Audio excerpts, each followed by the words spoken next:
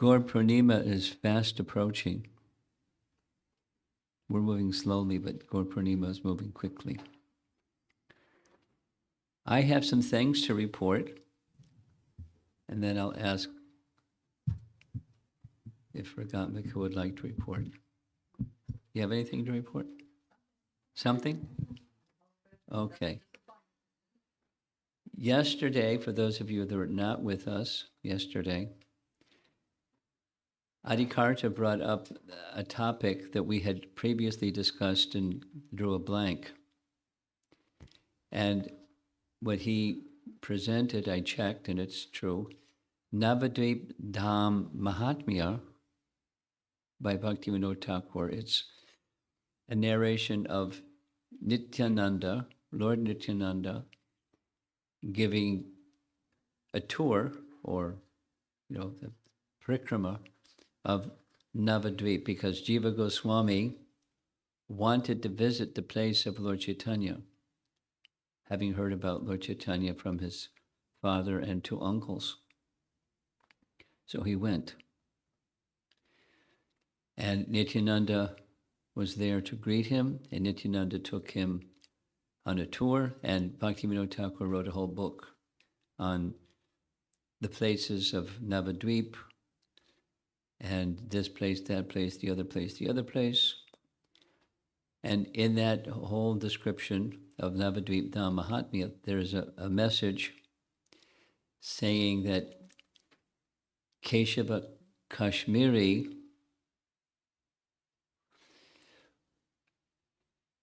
in his previous life, he was none other than the principal acharya of the Kamara Sampradaya.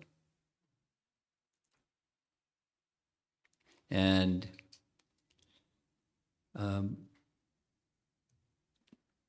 then later it's described,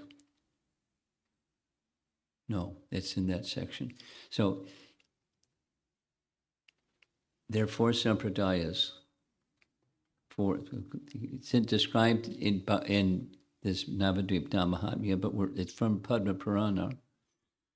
Our sampradaya is Madhva Sampradaya, Brahma Madhva Sampradaya, and Sri Sampradaya, Kamara Sampradaya, Rudra Sampradaya. And Nimbarka is in that line of the Kamara Sampradaya. So in Navadvip Dham Mahatmya, Lord Nityananda describes Mahaprabhu receiving the four Kumaras and revealing to the four Kumaras that in this lineage, Nimbarka will be your representative. In my Gaura Lila, Nimbarka will be Keshava Kashmiri.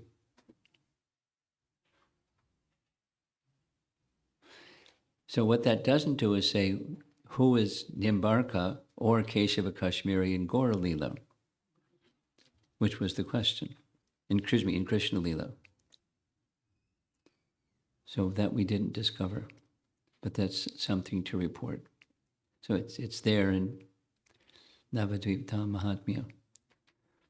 So we had another question that didn't have a clear answer, and Ragatmika, we twisted her arm, she agreed to do some homework and see if she could find the answer to this nice question about who were the other than Chaitanya Mahaprabhu, who is the avatar in this set of yuga cycles, the 28th millennium of Vaivasvata Manu, who were the other three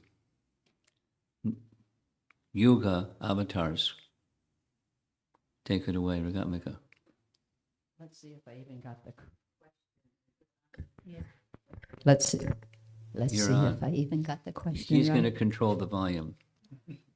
Oh, it's this side.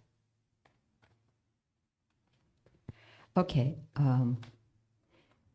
We did get from someone that this is from the Shararta Darshini, that in the Satya Yuga, the avatar was Shukla in complexion and Shukla in name. In the Treta Yuga, the avatar was Rakta in complexion and Rakta in name. Oh gosh. In the Dwapara Yuga, the avatar was Sham in complexion and Sham in name. That's from the Sararta Darshini. Also in the Adi Lila, it does state that in the Satya Yuga, Matsya, Kurma, Varaha, and Nrsimha appeared. Just maybe a side point there. But this, I think, answers the question. And this is from Nagaraj Prabhu. Nagaraj. Yeah. Fantastic. He said, there are only 2 verses about Yuga avatars in Lagu Bhagavatamrita. 1, 4, 25, and 26. 26 is the relevant one. Quote, it is the current Manvantara avatar who expands as each of the incarnations one after another for Satya Yuga and the other ages. In each case, his purpose is to establish the particular method for his own worship. Yes. This ends the discussion of the Yuga avatars. Commentary. The Yuga avatars appear through the ruling Manvantar avatar rather than through Garbhodakshai Vishnu, through whom the Lila avatars appear. The rest of the short commentary is irrelevant to the question. But it's interesting. Yeah, but he does say... Baladev is the commentator on Lagu Bhagavad. It doesn't say there, but you understand. Baladev is the commentator.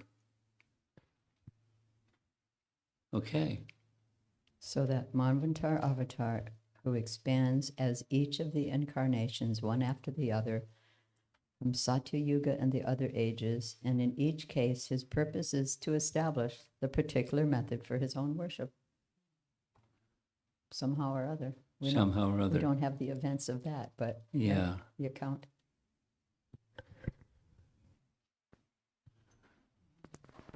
For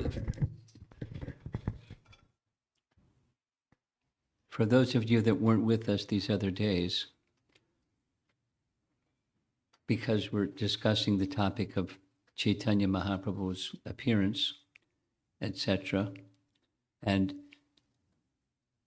since the question was, since Chaitanya Mahaprabhu is the Yuga avatar, giving the Yuga Dharma for this age of Kali, the chanting of the holy name, in the other yugas, who's the Yuga avatar?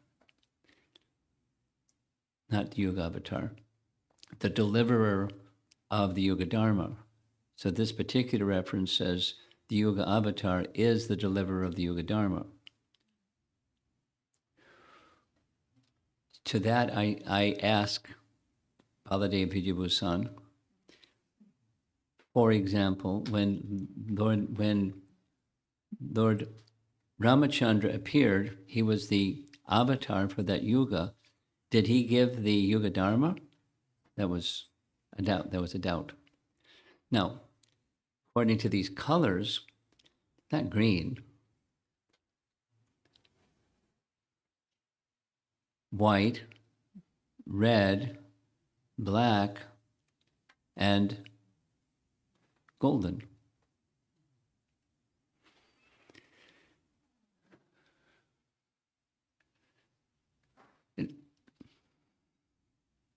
That's our scripture reference up to the moment.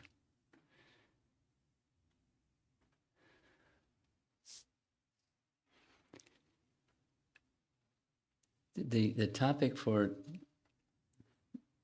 this middays class is Chaitanya Mahaprabhu's sannyas,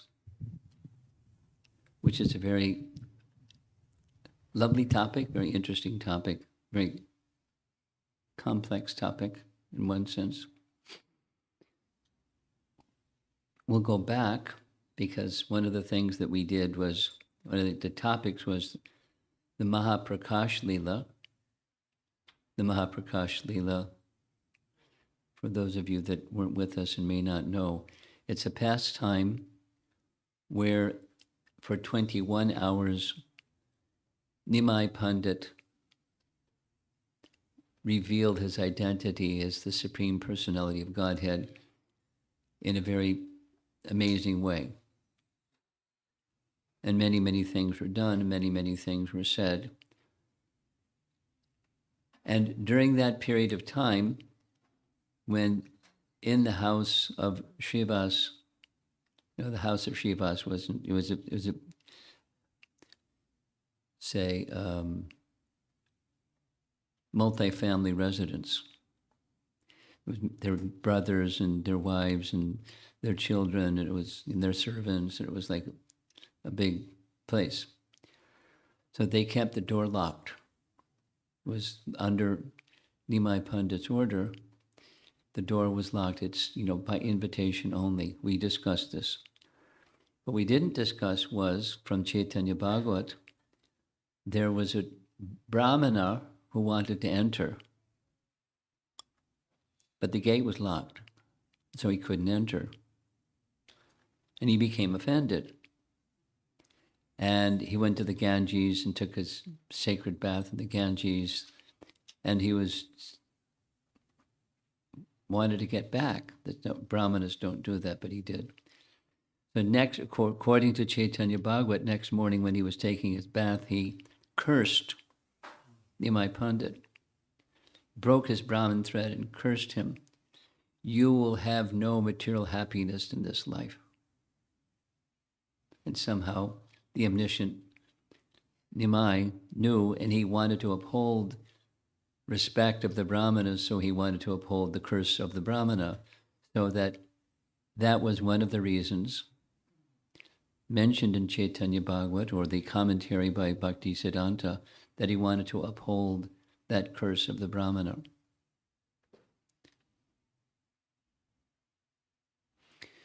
So that's early on in his pastimes.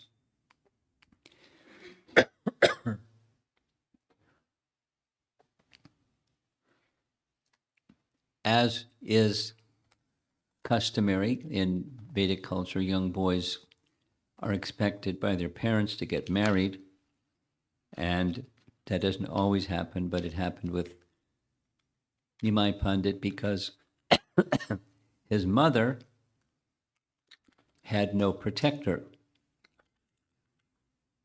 Her husband was gone. Her 8 daughters died shortly after they were born. There's a whole story behind what that was all about. And then the elder son had taken sannyas, ostensibly, at least according to Mother Sachi's opinion. He went to too many of Advaita Acharya's Bhagavatam classes. And he influenced her son to take the renounced life. So all she had left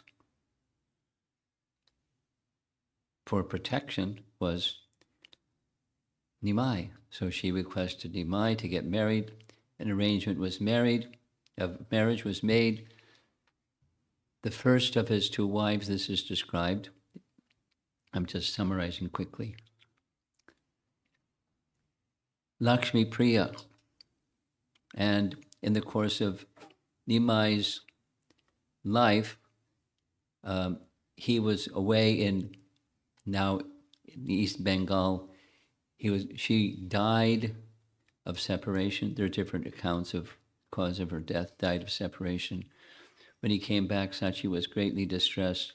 She appealed to her son to take a second wife. In great distress, he accepted her request. Sachi approached the celebrated matchmaker.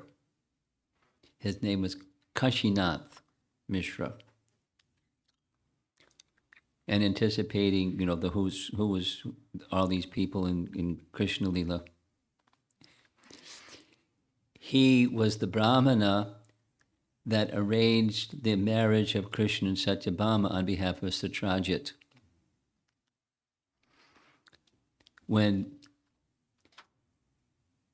Satyajit recognized he made a big boo-boo to offend, he sent a messenger to Krishna to please accept my daughter in marriage, and as well, the Shamantaka jewel. So the person who went, according to Gaura Lila Deshtapika, the person that went was that very same Brahmana.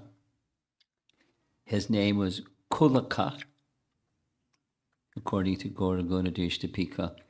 And so Kashi Mishra went to one celebrated Brahmana whose name was Sanatan Mishra.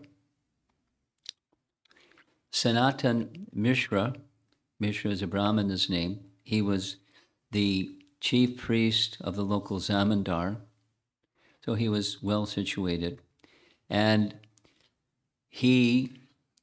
Sanatan Mishra was in anxiety about having his daughter married. And when that marriage took place, she was 13, but he was anxious about his daughter's marriage.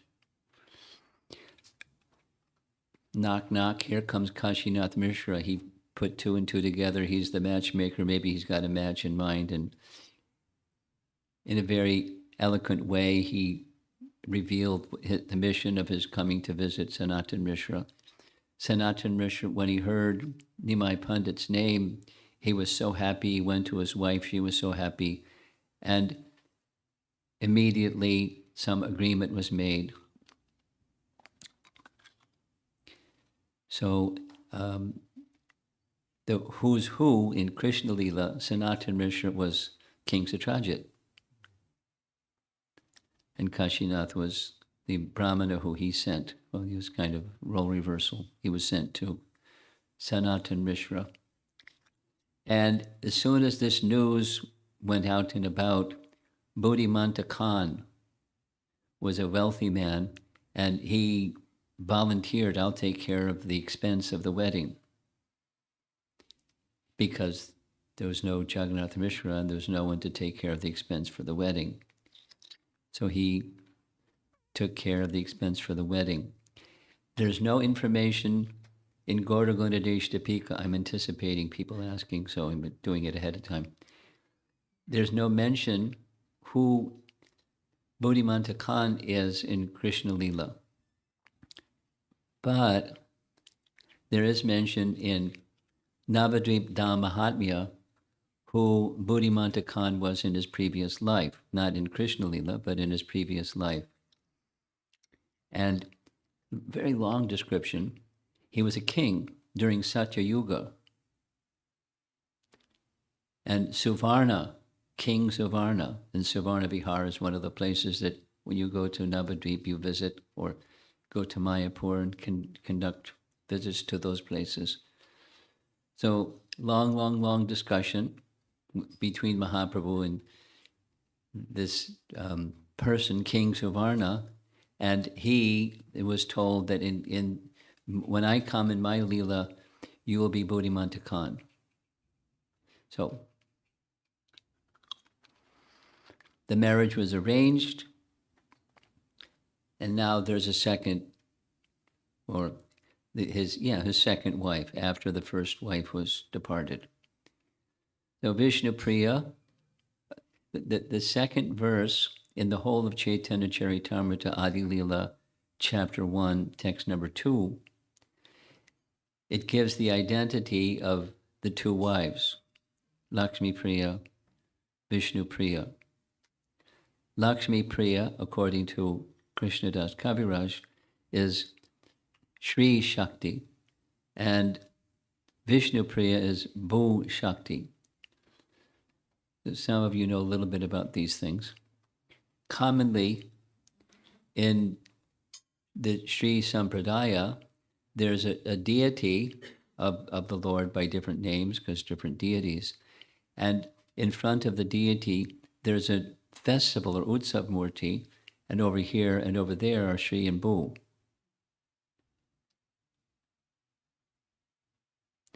the goddess of fortune, Shri, and Bhu, Shakti, is also the internal potency of the Supreme Lord. So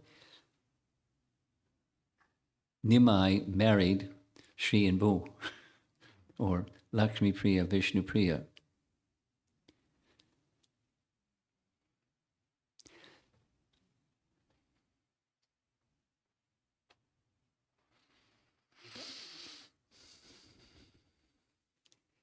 And then fast forward a little bit. So after we heard yesterday evening about Nimai Pandit receiving Diksha from Ishwar Puri, we heard about Ishwar Puri and that event. And after the event, the little bit that we heard, and there's more, he became mad after Krishna.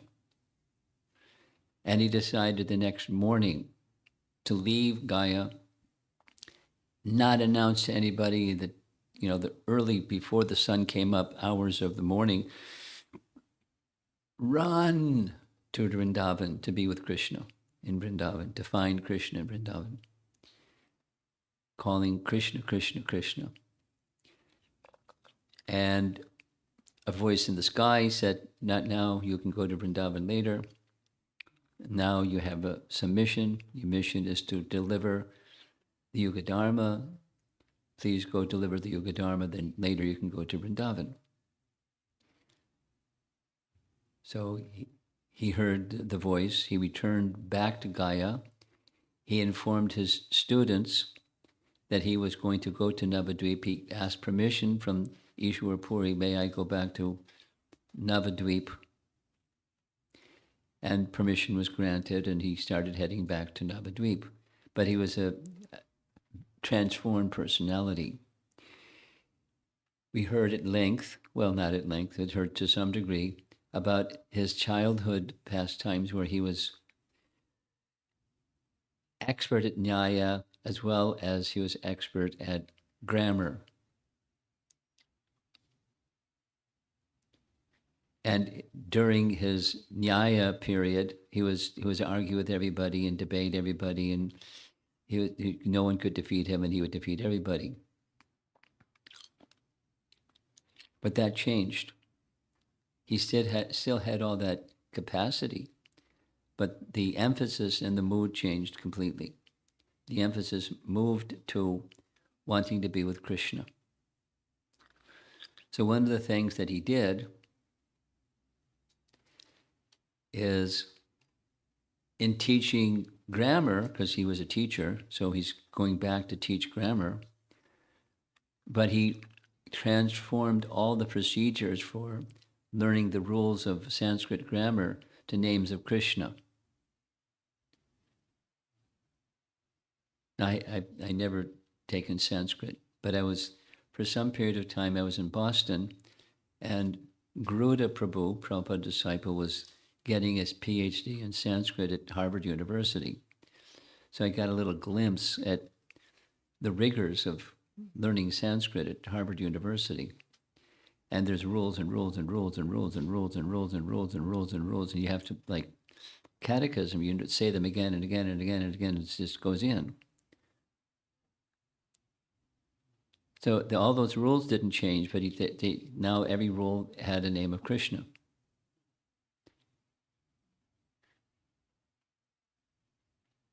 And his students didn't like it. They just wanted, the standard grammar that they had learned for so long, and they were happy with the standard grammar. They didn't like this new system. So there was some discontent in their experience in the classroom. And then there was another really big one. Outside the classroom, now Nimai Pandit, being the Diksha disciple of Ishwar Puri, he went deeper and deeper and deeper into the mood of the love of the resident of Vrindavan, particularly the mood of the gopis for Krishna in Vrindavan. And on one occasion, instead of reciting mantras from the Vedas and the rules of Sanskrit. He was speaking gopi gopi in the mood of separation from the gopis, just simple language.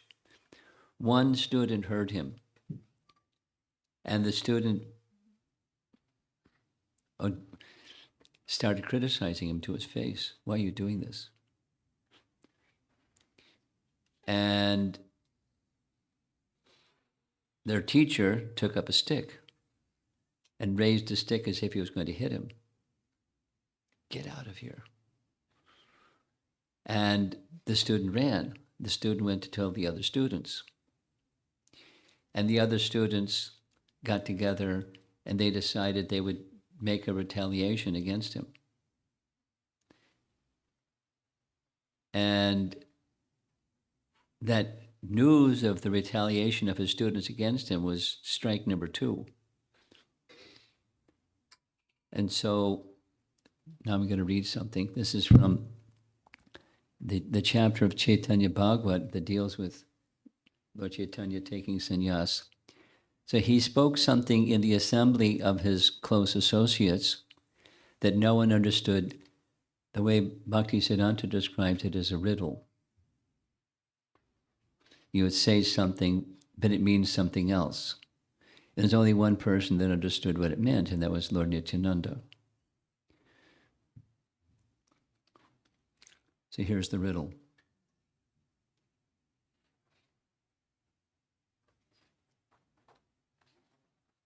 Over here.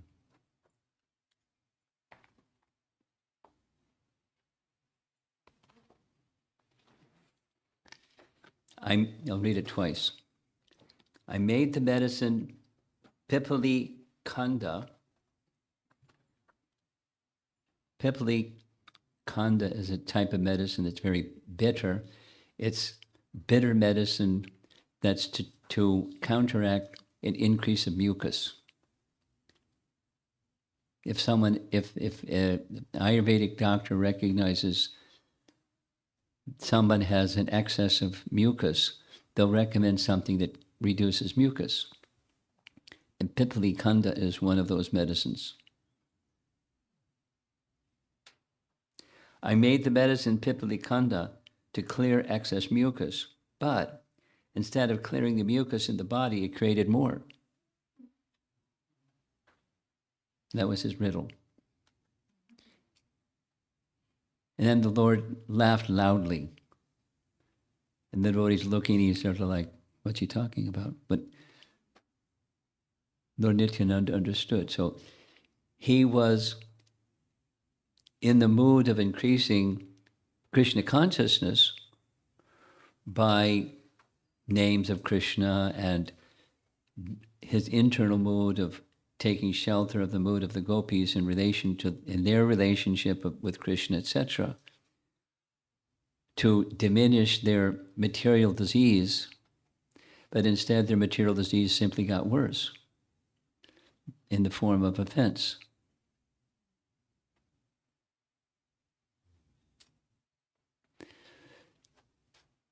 Indicating that he had made a decision, that he was going to leave his position as a young householder and take up sannyas. And some persons understood it. Nityananda understood it.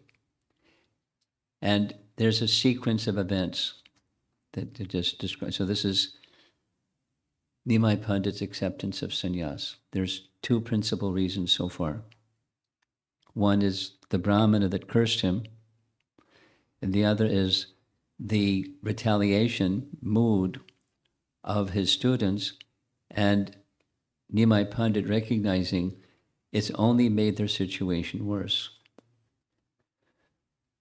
So he, in a private place, he took Lord Nityananda to the side and explained his intention. And he said, so the detail was like this: instead of having them leaving behind them their material attraction for learning and other things of this world that come from being a well-learned person, they've become offensive from the very person that wants to carry them beyond their materialism to the spiritual position. To the very same person who's their teacher, instead of respecting their teacher, they've come to the stage of disrespecting their teacher. And that offense is going to deepen and darken their material existence. Therefore, if I take the position of sannyas and come begging at their door instead of being their teacher, if I come begging at their door as a sannyasi, they'll offer alms and offer respect and fall at my feet, and they'll be nice instead of offensive. So it is for the benefit of his students, and then more broadly, there's detail in Chaitanya Bhagavat that he reminded Lord Nityananda of one of the principal purposes of his appearance in this world was to establish the Yuga Dharma. And by taking sannyas, his capacity to instill the Yuga Dharma in the world would be enhanced, because people wouldn't take him just as a learned brahmana or a householder brahmana, but by culture at least, respect to a sannyasi, and thus hear his message more readily. Nityananda didn't say anything. And the verses say he couldn't contradict because he's the servant. He can't contradict. But he cried. And then after Nimai Pandit left, he then thought about Sachi and how's Sachi going to maintain her life? Because it's not just the biological mother and her only remaining son. It's a transcendental love. It's how she's going to maintain herself. So he being not concerned, more concerned about her than about himself. And some time passed, and so there was further exchanges. Others that he then informed Nityananda, a handful of people by name should be informed. So one of them, specifically, he informed himself. One was Mukunda, another was Gadadhar, dear associates from childhood. And then Mother Sachi. So there's 4 so far. And the exchanges with them were very similar. How can you do this? It's like Krishna wanting to leave Vrindavan, and the associates of Vrindavan not wanting Krishna to leave Vrindavan. Gadadhar specifically wanted to go with him. And Lord Chaitanya said, no, you stay here and take care of your elderly parents.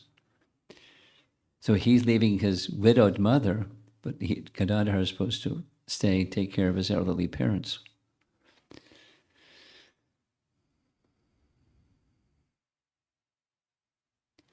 And there's details and details of those exchanges and the grief that they felt. And then eventually he personally informed Mother Sachi. And Mother Sachi was unable to speak. She fell to the ground unconscious. When she came to external consciousness, all she could do was cry. She couldn't say anything. She couldn't think anything. Life and soul, and he's going to leave. Not only I'll be unprotected, it's just he's my life and soul, and he's going to leave. Because she knew sannyas means I may never see him again. Then there's a very nice detail that's not in Chaitanya Bhagavat, but it's part of our discussion for this class. One of the places that he went to inform of his plan to take sannyas was a place known as Ambika Kalna. Ambika Kalna is upstream from and along the Ganges, and it's across the river from Shantipur. Shantipur is the place of Advaita Acharya. And he went to inform Gauridas Pandit what his plan was with Nityananda. A little bit about Gauridas Pandit. Gaura Gaudadesh identifies that he is Subal, one of Krishna's cowherd boyfriends. And they had a very unique relationship. Although he's a devotee of Lord Chaitanya, he had a kind of relationship, he was older, and a kind of intimate relationship where he was like the elder brother, or he would instruct Nimai Pandit sometimes. So when Nimai Pandit and Nityananda came to inform him what the plan was, in a few days I'm going to take sannyas, see you later, maybe. He said, you can't do this. I won't be able to maintain life. How will Sachi maintain her life? How will all your followers be able to maintain life? You can't do this. You can't do this. It was like, put his foot down. They had that kind of relationship. Nimai smiled. And he said, I will make an arrangement so that I will stay in the form of a deity of myself and Nityananda. According to the biographies, this is the first Gaurnitai deities. Many ISKCON devotees have Gaurnitai deities. But this is the original prototype of Gaurnitai. In the house of Gauridas Pandit. The house of Gauridas Pandit he was one of 5 brothers, the extended family living situation. His elder brother was Suryadas Sarakale. Sarakale is a name given to someone who has a particular profession. He was the secretary of the local zamindar, the secretary. As a result of being the secretary, he had amassed great wealth that biography describes. So he's quite a wealthy person. Suryadas Sarakale was the elder brother, and there were 3 other younger brothers, all living in this extended family residential complex. So Lord Chaitanya made an arrangement. Some cases he made, or some cases he manifested, these very tall deities of Gaurnitai, Neem deities. They're there today, being worshipped. And he said, when you see these deities, you'll see me. And Gauridas was shocked. He's going to leave. And so he started to head for the gate to leave. And he said, wait a minute. If the deity or you are the same, then you stay, let the deity go. Lord Chaitanya smiled and said, very well. And he invited the deities to come off the altar. He went on the altar and stood there with his arms raised. And the deities were heading out the front gate. And then Gauridas said, wait. It's okay. They can stay and you can go. And back and forth several times. And then he realized the deity and Lord Chaitanya is the same.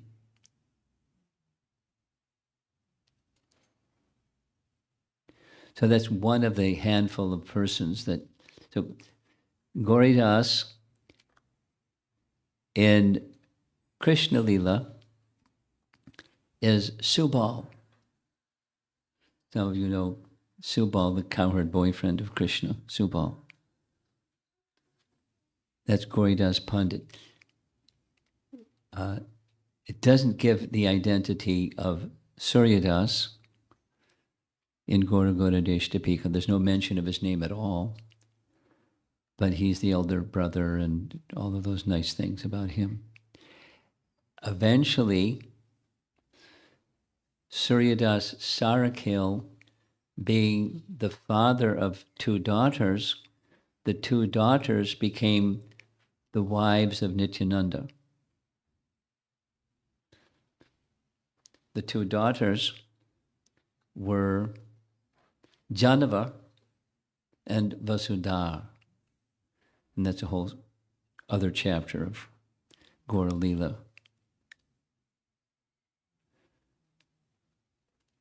Very interesting chapter too.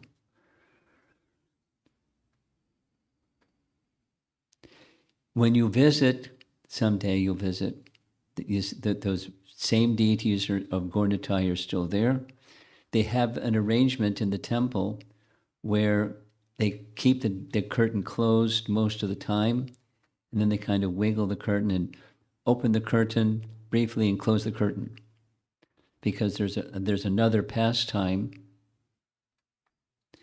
where the disciple of Gauridas arranged for a Gaur Purnima festival when Gauridas was out of town. He just spontaneously wanted to have a festival in honor of Lord Chaitanya's appearance, and he invited everybody, and Gauridas was really chastised his disciples severely. You can make this arrangement, but I've invited everybody without discussing with me. So the festival was going on, and the festival was going on out the front gate, down the street, under this gigantic elm tree. And the kirtan was so ecstatic that the deities got off the altar and went out the front gate and ran down the street to join the kirtan. And Gauridas saw them getting off the altar, and he came with a stick in his hand and said, "Get back on the altar." Kind of relationship that Gauridas had. From that time, when they disappeared into the heart of his disciple Chaitanya Das, his disciple was given the name Chaitanya Das. After that, he was called Hridaya Chaitanya. Maybe you heard his name in the course of many nice histories.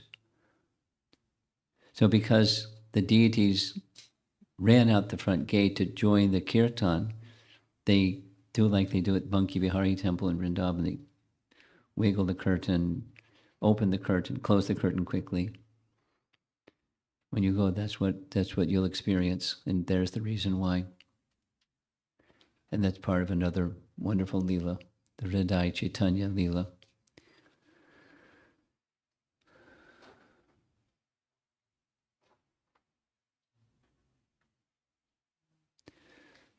So the personalities who were to be informed had been informed.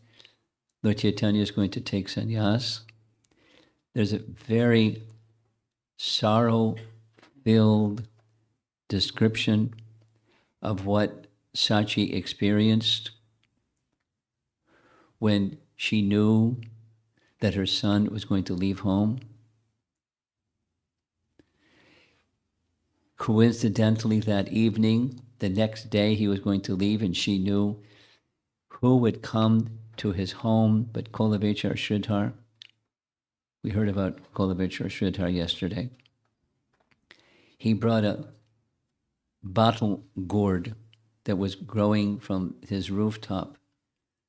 Now, when you visit in Mayapur or West Bengal, you'll see sometimes there's, on the rooftop, there's grass huts with grass roof, and sometimes there's vines on top of the roof, and on the vines there's some squash or some kind of vegetable like that. So he took one from his roof, and he all the way to Mother Sachi's home to give it for her to cook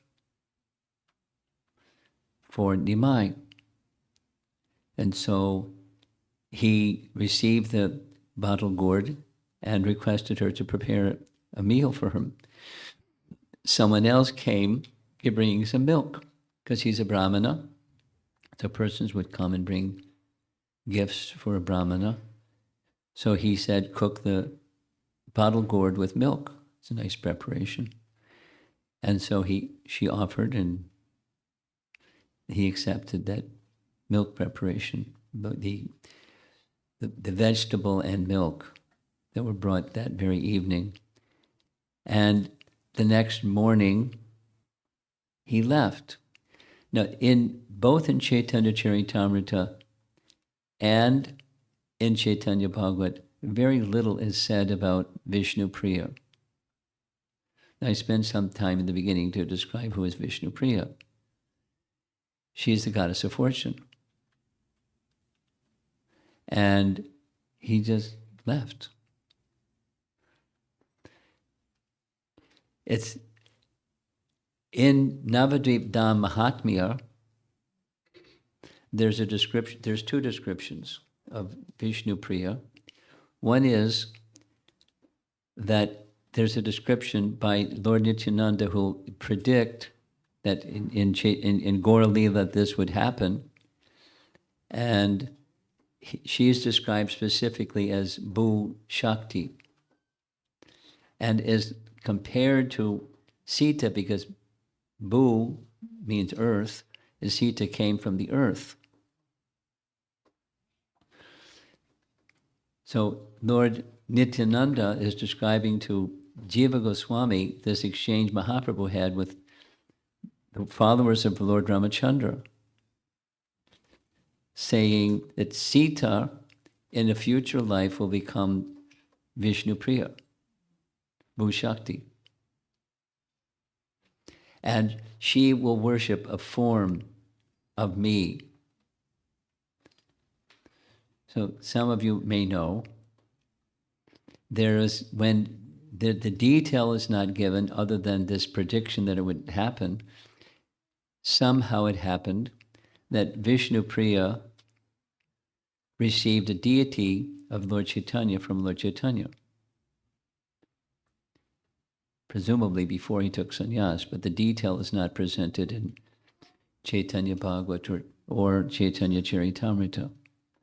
But in the town of Navadvip, there's a temple of Vishnu Priya, because the comment that is made about her is she was barely 16, which means she just had a birthday. Barely 16, and he was 24. So it gives you some idea. In Vedic culture, 8 years of difference was kind of nice between husband and wife. And for the rest of her life, Vishnu Priya worshipped that deity. The deity, the mudra of the deity is both arms extended from the elbow out, the mudra of benediction giving. And she, although she didn't take sannyas as he took sannyas, she lived her life in a very renounced fashion for the rest of her life. It's described that she would sit by the side of the Ganges, and every time she chanted the Hare Krishna Mahamantra one time around on her beads, she'd place on a cloth 1 grain of rice. And for as many rounds as she chanted, that's how many grains of rice she would cook at the end of the day and offer to Chaitanya Mahaprabhu and accept her meal for the rest of her life. Very austere. Very austere. Then told that she's the goddess of fortune. Living like that in her dedication and devotion to Gaurachandra or Gaurasundara, the personality of Godhead, fastidiously devoted to him. Again, there isn't much described in either of these two biographies about Vishnu Priya and how she, what exchange was there between Lord Chaitanya and her. There's lots of discussion about his mother Sachi and his acceptance of sannyas. There's a detail about what happened before his sannyas, and that was visiting at one point in time, visiting Navadvip was Keshava Bharati. Keshava Bharati. Bharati is a name given, a sannyas name given within the Shankara line. And Keshava Bharati made his main place of residence in Katwa, which is not so far. It's not around the corner, but not so far from Navadvip. And he visited Navadvip one time. So Nimai invited Keshava Bharati to have lunch. Mother Sachi cooked.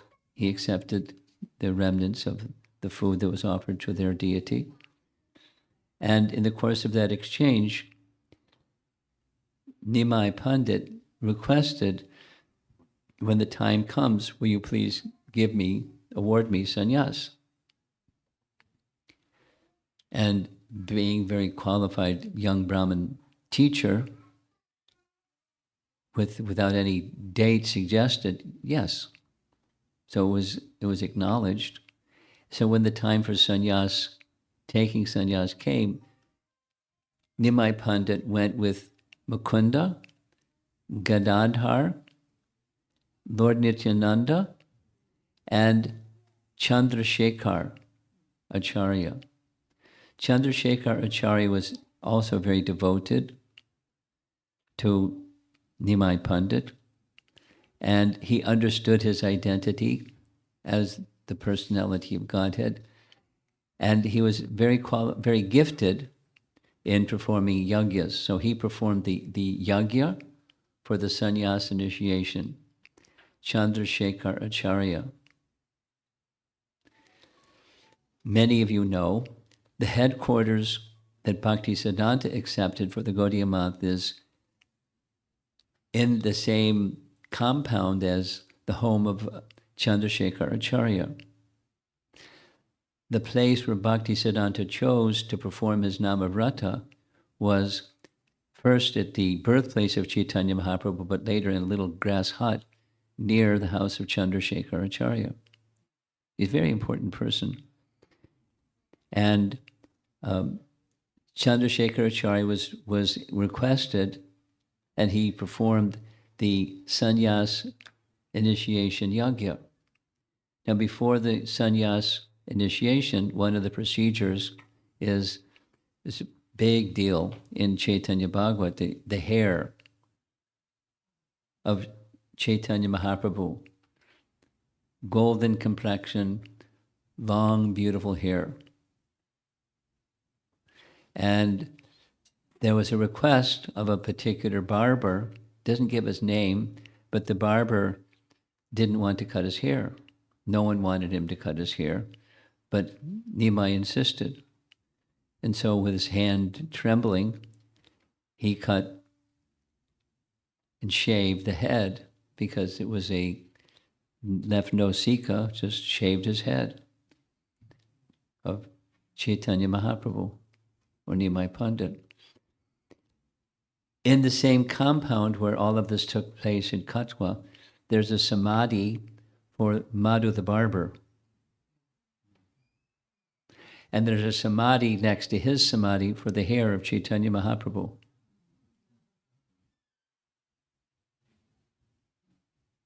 And it's a celebrated, he cried and he cried and he cried, and somehow he didn't cut him, he just shaved his head. And everyone was crying and crying because it was part of the personality of Nimai Pandit, just everything and everything and everything. And we heard that this sannyas mantra was whispered in the ear by Keshava Bharati, and immediately heavenly sounds and flowers from the sky and everything in honor of his acceptance of sannyas. Now, a brahmana may accept sannyas. In Vedic culture, a kshatriya doesn't accept sannyas. They may renounce their kingdom and their home and their worldly possessions, but they don't take sannyas. Just, I remember very clearly, just a Prabhupada story.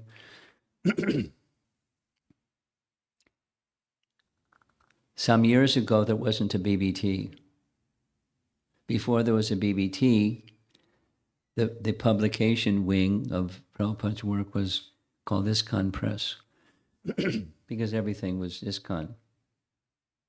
And there was ISKCON Press.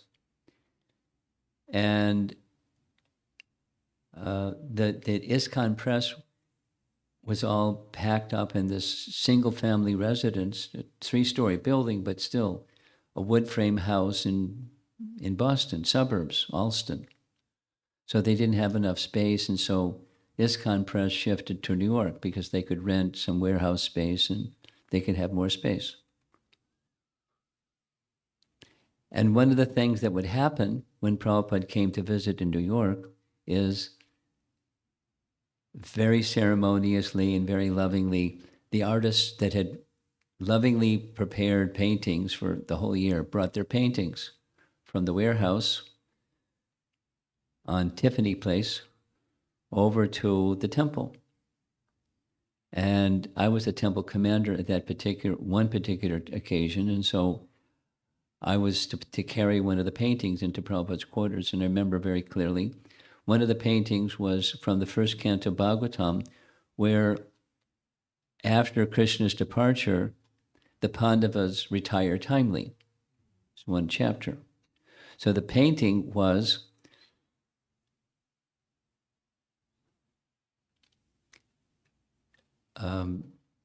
Yudhishthira carrying a danda, climbing a mountain, heading for the North Country. And Prabhupada's comment was, those who are in the Kshatriya service, they don't take Tridanda. They can renounce, they leave behind their worldly things, but they don't carry Tridanda. But it's okay, you could, because they could paint over it, but they just left. He said, it's fine, just leave it. And so that's what it is. Chaitanya Mahaprabhu had danda because he's a brahmana and that kind of sannyas. But it wasn't a tree danda because the sannyas mantras were from the Shankara Sampradaya. The name was from the Shankara Sampradaya. He was given, we mentioned this yesterday, he was given the name Sri Krishna, specifically because of his constantly calling Krishna's name, and Chaitanya at Lord Chaitanya's request, because that's a name given to brahmacharis, and he wanted to keep that mood of not being honored, but instead of the Bharati or some other name, Sri Krishna Chaitanya, like a brahmachari name, Sri Krishna Chaitanya. So the name was announced, like everyone at ISKCON, someone's name is announced, Haribol, Haribol, Sri Krishna Chaitanya. And his associates were weeping.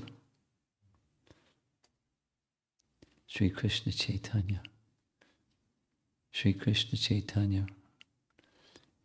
Just mad, calling his name, Sri Krishna Chaitanya. They couldn't believe it.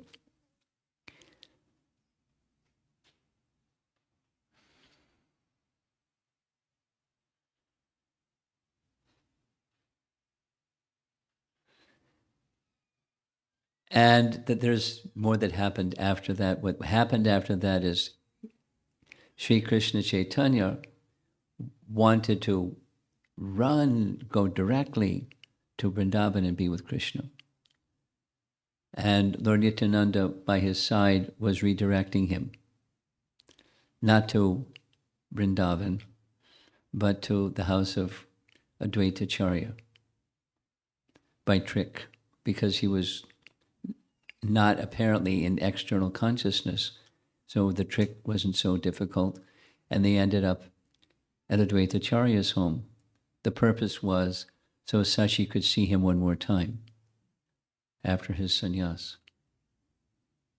A very loving exchange, many nice things, but that's the post-sannyas description.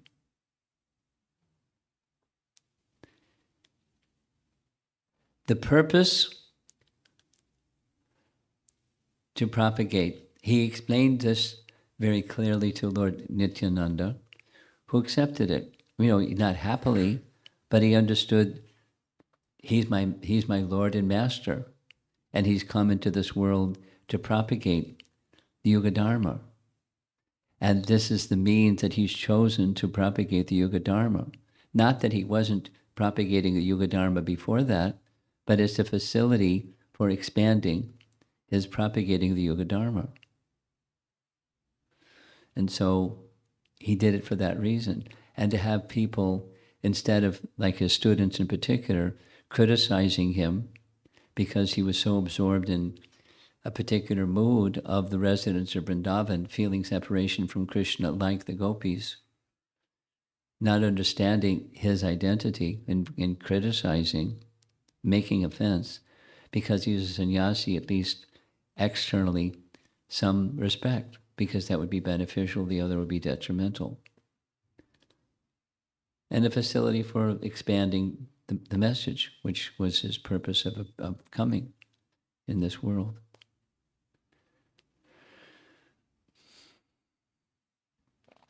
In the course of all of that, so many transcendental emotions were churned from so many different persons. Different, but similar to Krishna's departing Vrindavan, because everyone had become totally attached to him. He's the all-attractive personality of Godhead. And they had become transly attached to him. And he's leaving. And he left. After going to Shantipur, he went to Puri at her request. So that's another part of Gaura Lila. Another time, another day, another visit, or whenever something. Let's see if there's some discussion. All the way in the back, do we have where's her?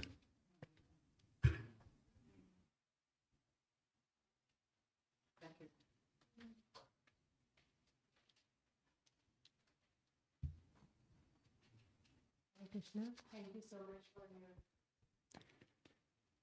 Hare Krishna. There's a magic button. You have to hit the magic button. Haribol. There you go. Thank you so much. I thought yesterday you said, maybe I'm mistaken, that name Krishna Chaitanya was given at the time of first and second initiation. At the time of sannyas, I thought Shri Krishna Chaitanya was given at the time. I may have said it yesterday. Ishwarapuri gave the name. Shri Krishna Chaitanya at sannyas. And really sweet pastimes. Thank you so much.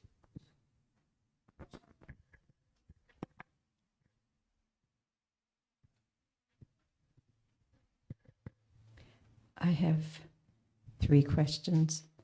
Who was Chandrasekhar Acharya in Krishna Lila? Let's see if my magic sheet has the answer to that.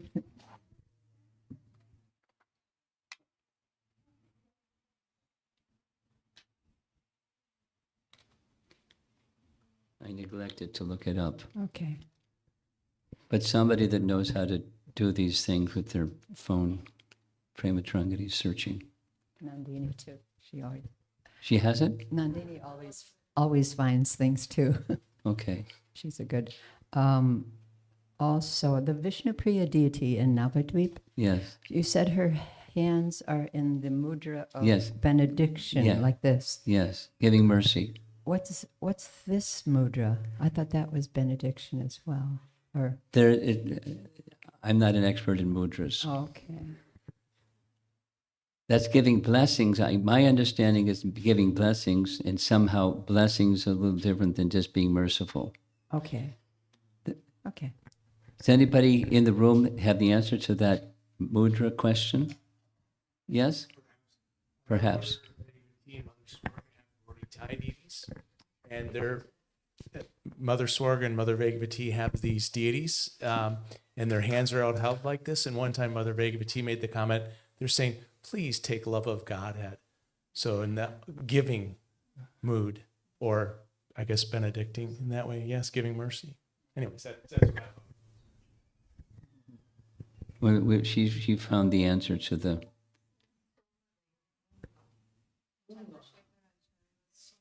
Chandrasekharacharya was Somadev, the moon god.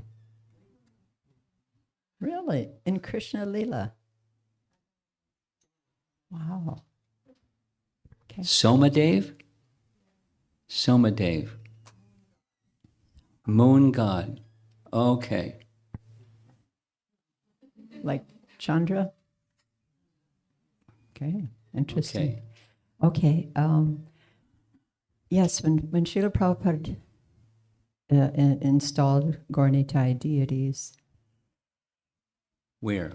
I would say anywhere in ISKCON, when we see the Gaura deities, they're dressed very opulently.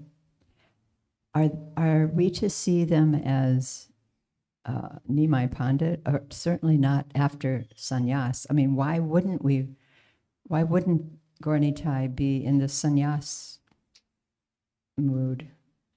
Do you know?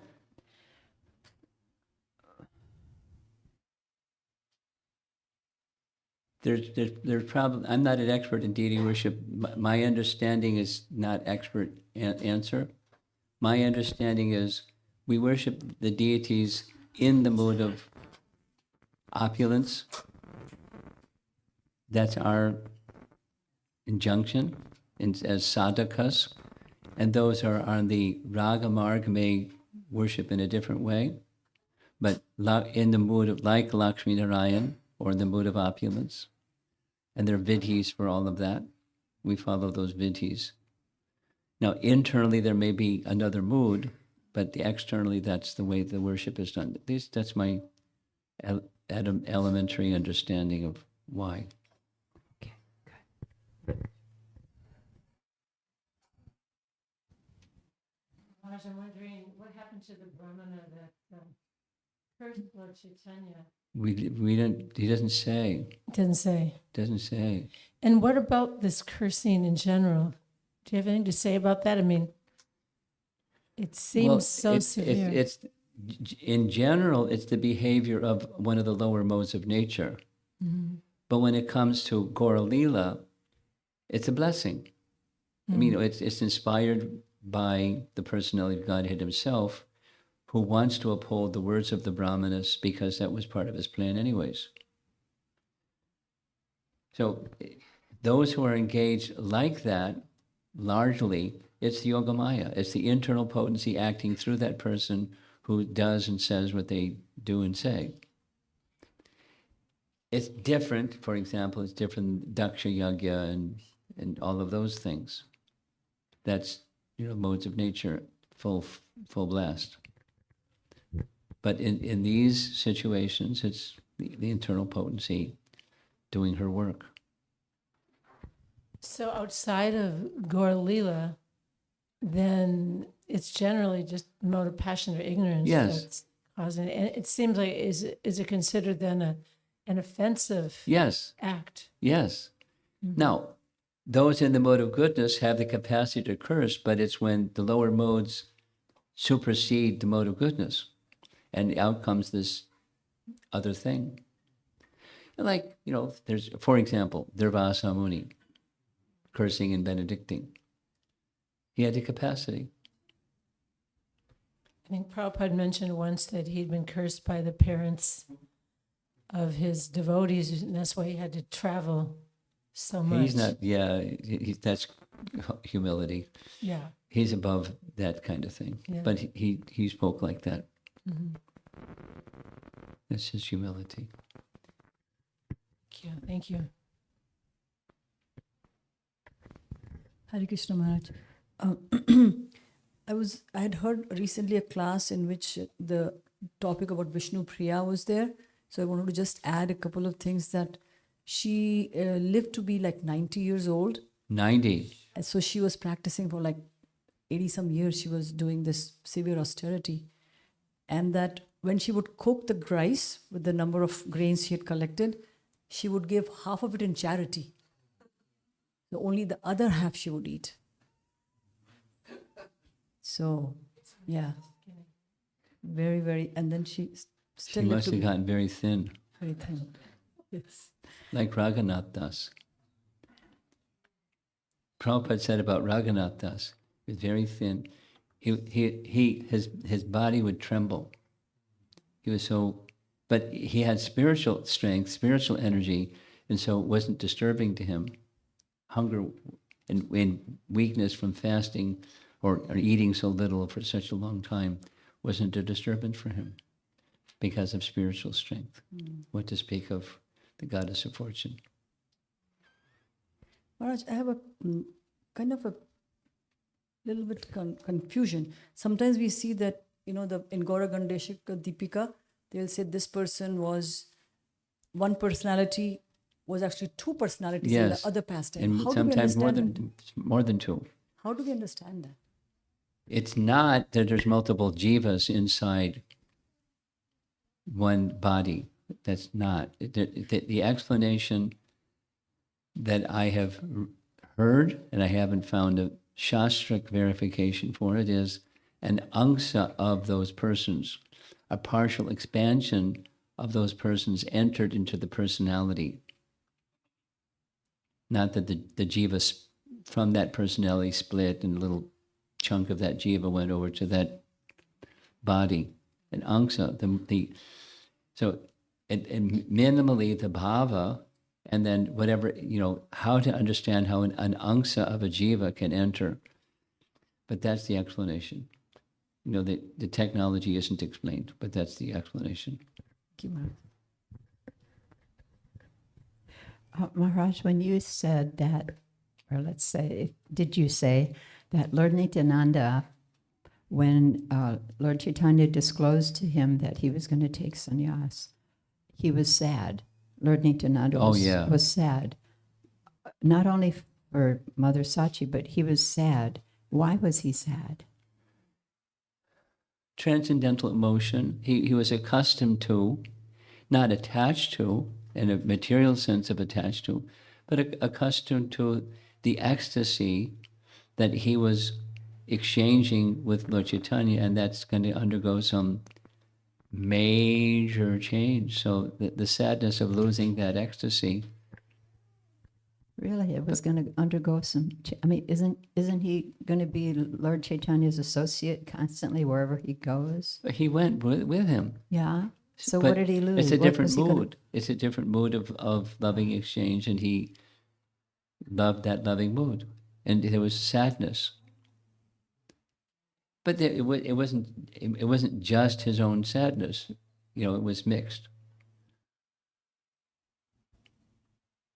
Can you describe the different moods? Huh? Can you describe the two different moods? Which two different moods? The one that he was accustomed to and the one now that he had to adjust to. The leverage point was,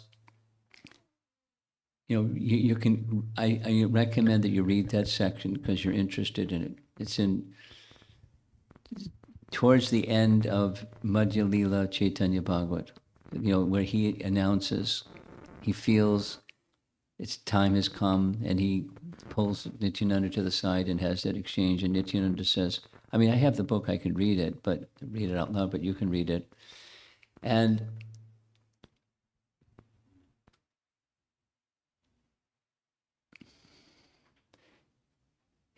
so the two different moods is your question. There's all these loving associates in Navadvip. And as they have love for Nimai Pandit, he had love for Nimai Pandit in those loving dealings with everybody and everything, and chanting and dancing, and that ecstasy of his performing that function as a young teacher and grahastha. But the scene had changed, and so the scene changing, meant that's no longer. So that's the mood. And then another mood is he's now not going to be in Navadvip anymore after taking sannyas. And those exchanges of those, he has a feelings not just with himself at the center, but all of the associates of Mahaprabhu. And they're going to be feeling those feelings of separation, and he's going to go off into the sunset. And it's not like he had already traveled waiting for Lord Chaitanya to begin his Sankirtan pastimes before he came to Navadvip. So it's not like he was unfamiliar with traveling with uncertainty down the road.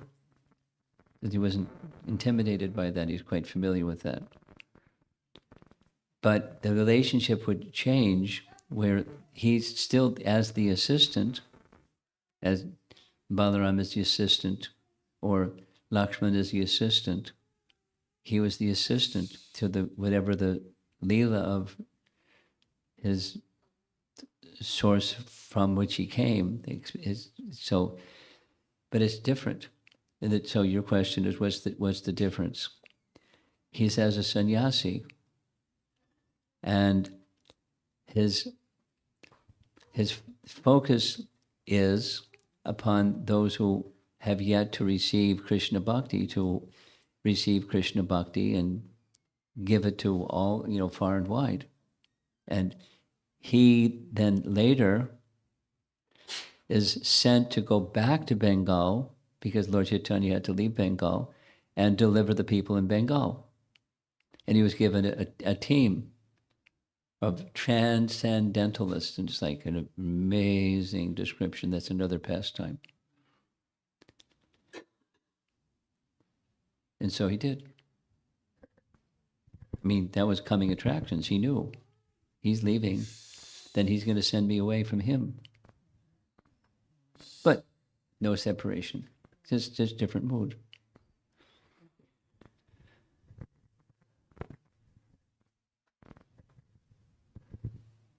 Rinchi Gurunga, you have a question? You just have, you're so absorbed in the camera, I thought I would ask you. You want to comment? Guru Maharaj, Just wait. Hang on. Are you going to take the microphone, or you take the microphone? So Maharaj, when Mataji is asking about the two different modes, Yeah. one is before taking the sannyas and after, I was just contemplating on, like in India, when the girl comes to the marriage age, when the parents get the girl married and the girl leaves the home, I mean, the girl is not going to go anywhere. It's going to in-laws' house, but there is a mood change. Everybody cries because there is a change of girl from to a different. She's going to a different house, getting wedded. So there is a loving exchange there. Everybody cries. There is a mood change. So can be. I know it's not. Not exactly, because besides, it's a difference in marriage and taking sannyas. Nityananda went with him. He didn't stay back home when Lord Chaitanya went off traveling. He went with him. So He carried his danda. But then why should he be sad? That's their question. Yeah. He shouldn't be sad. He should be more happy. Yeah. Just the two of us. Yes. Sorry, Maharaj. That was just Nice try.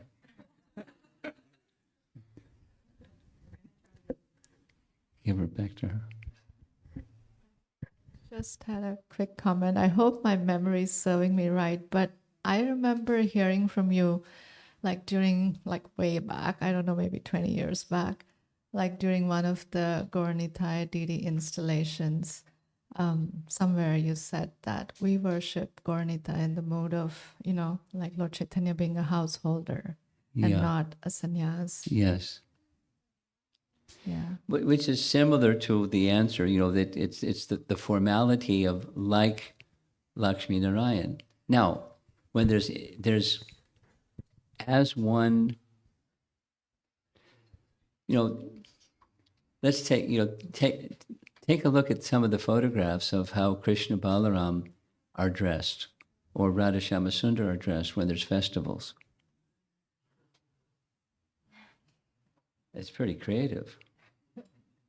It's kind of rasika, which is not in violation of, standards for worship of Radha Krishna and Krishna Balaram, but it's in a very elevated mood. And, some people like it, most people like it, and some people are, wait a minute. So,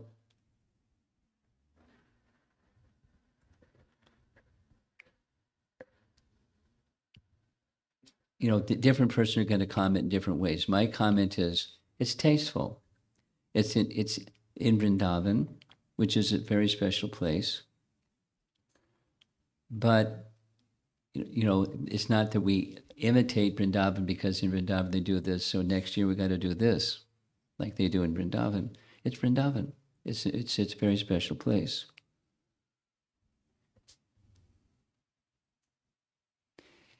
And I could embellish it, but I think I'll just leave it.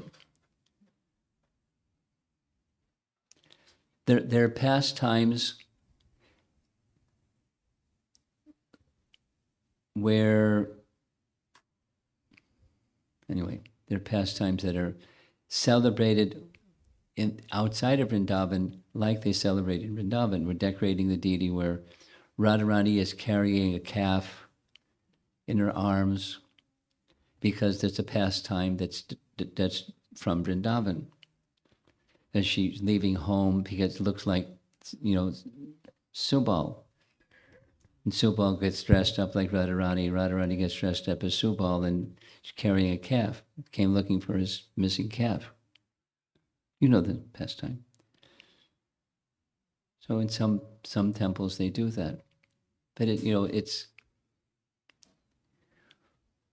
there are different moods in different places. Generally speaking, we worship the way that the Panchatriki Vidhi recommends for us to worship, and that's the straight and narrow and safe path. Because once you start going to the left or to the right and becoming a little more the spontaneous, where do you draw the line?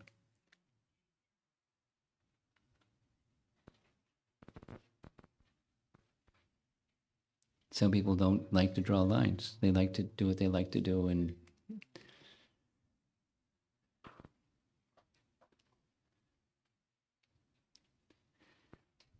anything else?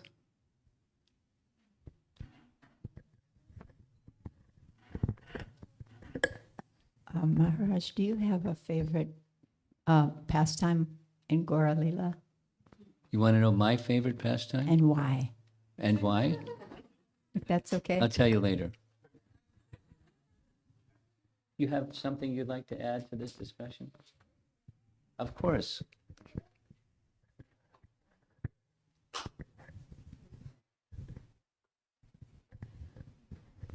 I recall Anubhashya of Bhakti Siddhanta Thakur on the book you are holding, one of the purport that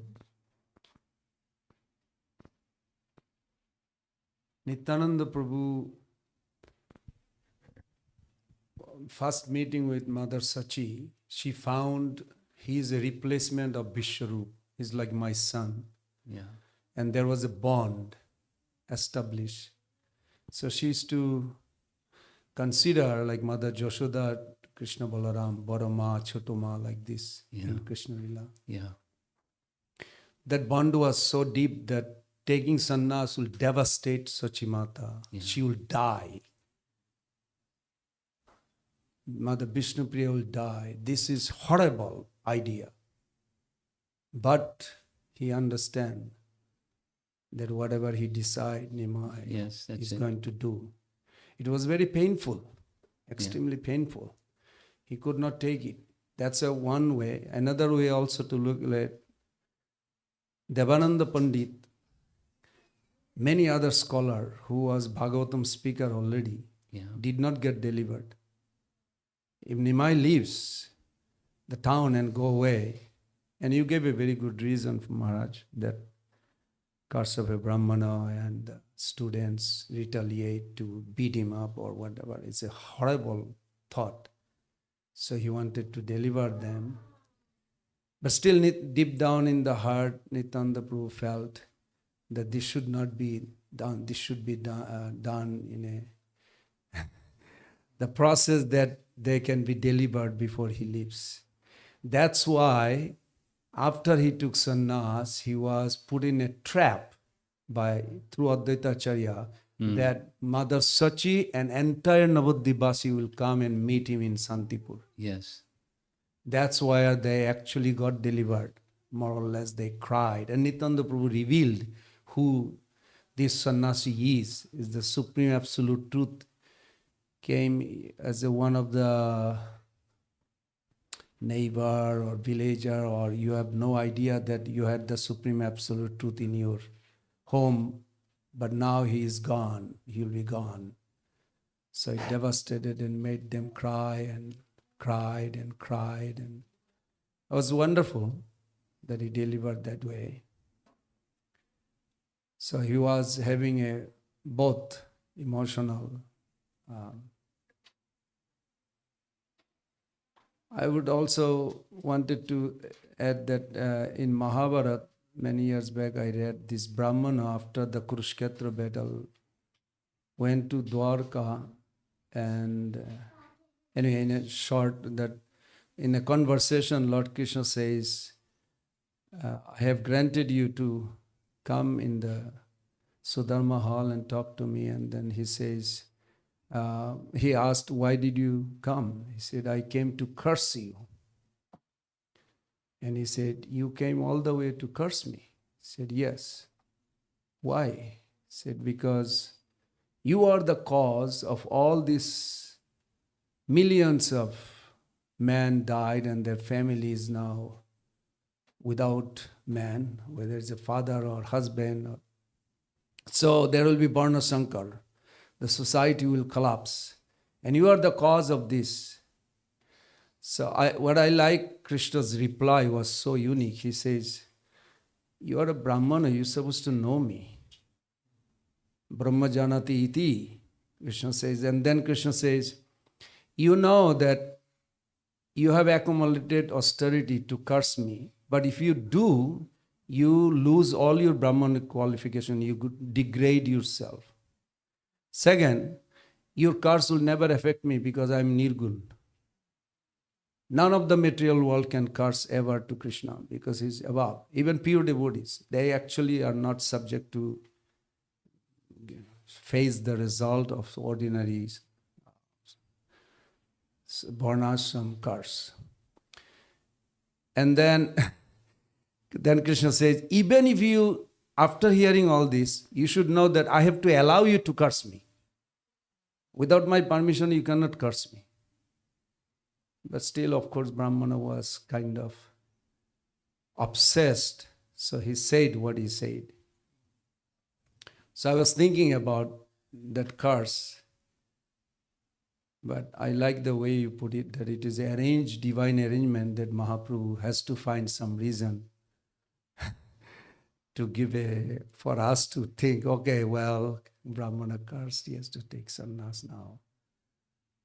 But actually, Brahmana doesn't have power. Of course, this is arranged by Yogamaya, that's one. I'd like to end. I want to read one verse from Canto 11, chapter 5, verse 34. This is Caravajana Muni to King Nimi, describing the avatars for the various yugas, and he's here describing the Kali Yuga avatar. This is Narada is narrating all of this to Vyas. O Mahapurusha, I worship your lotus feet. You gave up the association of the goddess of fortune and all her opulence, which is most difficult to renounce, and is hankered after by even the great demigods. Being the most faithful follower of the path of religion, you thus left for the forest in obedience to a Brahmana's curse. Out of sheer mercifulness, you chased after the fallen conditioned souls who are always in pursuit of false enjoyment of illusion, and at the same time engaged in searching out your own desired object, Lord Shyamasundara. And the purport is about 6 pages long. So if you want to read it later at your leisure, 11.5.34. 11.5.34. So I'll end there. Shri Chaitanya Mahaprabhu ki, Gaur Premanandi.